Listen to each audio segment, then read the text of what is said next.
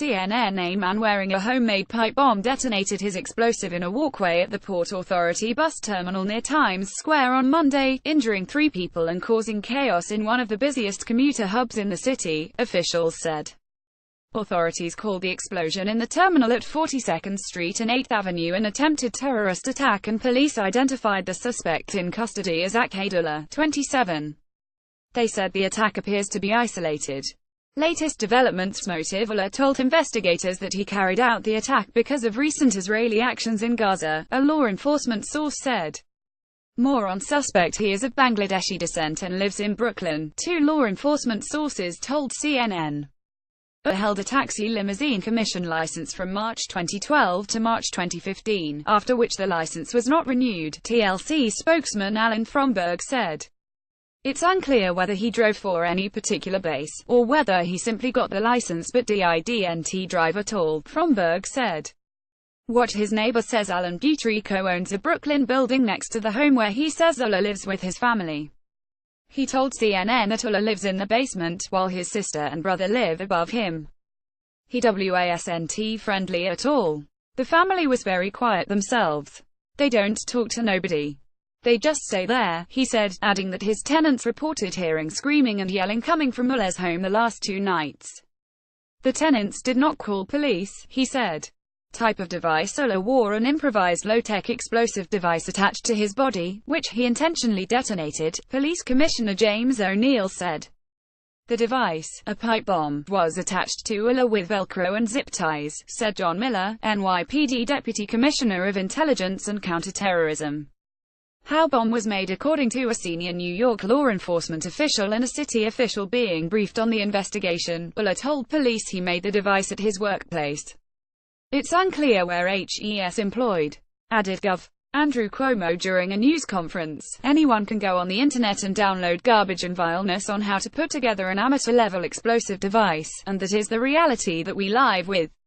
Being treated: Ullah is now at Bellevue Hospital, where he is being treated for lacerations and burns to his hands and abdomen, New York City Fire Department Commissioner Daniel Negro said. Other injuries: minor: 2 victims at Mount Sinai West and 1 at Mount Sinai Queens are being treated for headaches and ringing in the ears, Negro said. Suspect affiliations: it's unclear if Ullah is linked to any terror organization, but when asked if Ullah was connected to ISIS, O'Neill responded only that Ullah did make statements, but we will not talk about that. Location and time: the blast detonated around 7:20 a.m. ET in an underground walkway connecting 2 subway lines, officials said. Terror links: Mayor Bill de Blasio called the incident an attempted terrorist attack, while Police Commissioner James O'Neill called it a terror-related incident. Cuomo said the perpetrator used an amateur, effectively low-tech device. There are also no credible and specific threats against New York City at this time, de Blasio said. The A, C and E subway lines were evacuated, NYPD Sergeant Brendan Ryan said. The subway entrance on 8th Avenue is closed. On grainy surveillance footage, commuters are seen walking through a tunnel when a burst of smoke erupts into the hallway, quickly filling it. Commuters flinch and take cover. When the smoke clears, a man can be seen lying on the ground in the hallway. Aerial footage from the scene showed police cruisers, emergency vehicles and hundreds of police and fire personnel in the street outside the terminal. Could have been a lot worse, a federal law enforcement source told CNN. It's possible the device either malfunctioned or did not go off the way it was supposed to, according to one NYPD source. According to AC O'Neill, police are trying to determine if the hallway is where Ullah intended to detonate the device.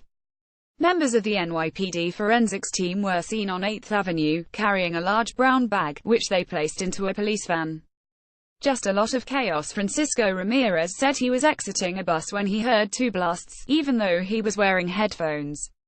From what I saw it sounded like it came from the subway, but I'm just guessing, he said. It was 2 distinct explosions seconds from each other.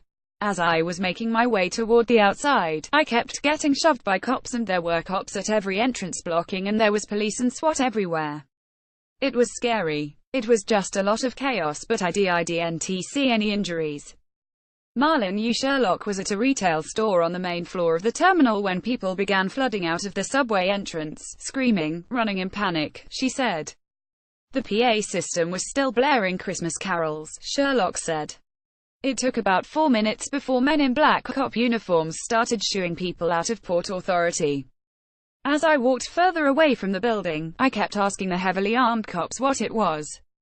They said suspicious package. The Port Authority bus terminal was built in 1950 and expanded in 1979. It accommodates 220,000 passenger trips a day.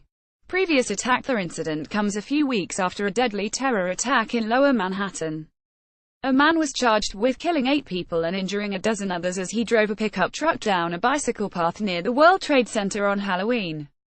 He was arrested after the truck hit a school bus, stopping it in its tracks. He exited the vehicle and an officer shot him.